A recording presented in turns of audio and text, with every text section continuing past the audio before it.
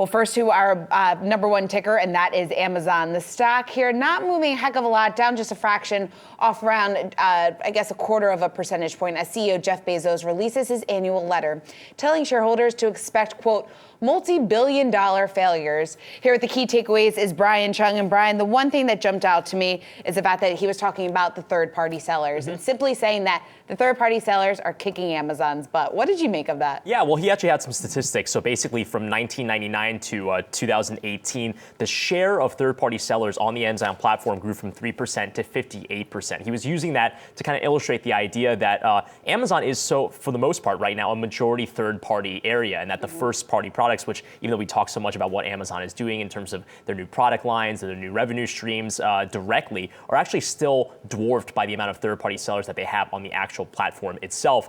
This is no surprise to me. Every time I try to order something on Amazon, I always get confused. Always a third party. Right? I mean, I get so confused about what is actually third party, what's first party. So, those statistics are not surprising, but it's kind of interesting because you don't really see a lot of shareholder letters that start off with, we're being kicked, we're having our butts kicked by companies that we allow to use our And that was the number one thing that came right at the top of the letter. It was the number one thing, and it was kind of weird because, I don't think the tone of it was necessarily saying, oh, well, Amazon's strategy in the future should be to box the third-party sellers out. I think this is mostly actually a political point. When you hear so much about, big tech, for example, these large companies kind of being cracked down on by Congress, I think the argument from Amazon here very subtly is, look, most of our business is actually coming from these third-party small businesses, is actually the buzzword that they use in the letter, and that this is not a gargantuan organization that maybe some people argue is hurting, the economy. We're allowing third-party sellers and small businesses to sell on our platforms, and this is a good thing for everyone. Now, whether or not you actually see it that way is another argument. I mean, there have been a number of businesses that argue that Amazon is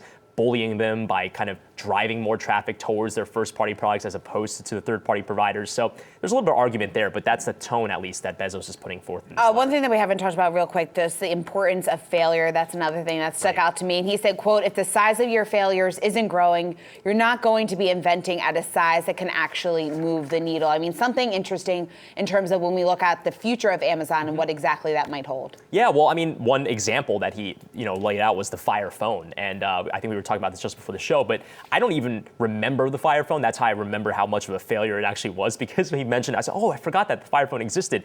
I mean, Amazon is acknowledging that when it comes to developing technology, they need to try new things. They need to throw things at the wall and see what sticks. Google has a very similar strategy. They have entire teams dedicated to kind of pot-shot ideas that could be the next big thing. Gmail, for example, was actually one of those ideas that it just kind of came out of what was more or less an incubator. So I think with Amazon, they acknowledge that they have the scale to be able to try new things. If it fails and it loses money, so what? They have a lot of other capital that they can kind of allocate resources to and try to invest into new projects that could be the next big thing.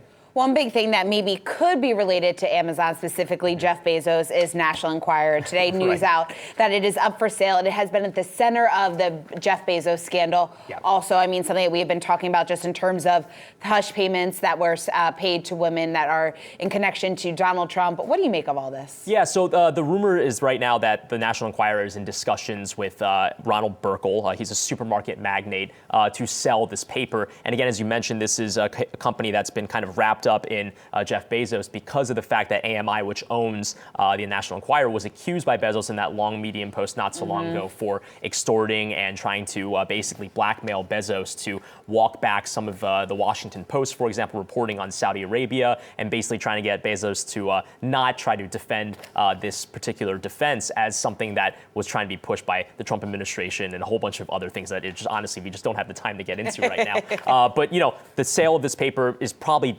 disconnected from all of that, but it is telling because it means that, Jeff Bezos' pressure maybe is factoring in some way. That certainly is true. And then I was also reading statistics that sales at the National Enquirer have also dropped dramatically over the last couple of years. So another reason that they could be looking to offload that. Brian, thank you.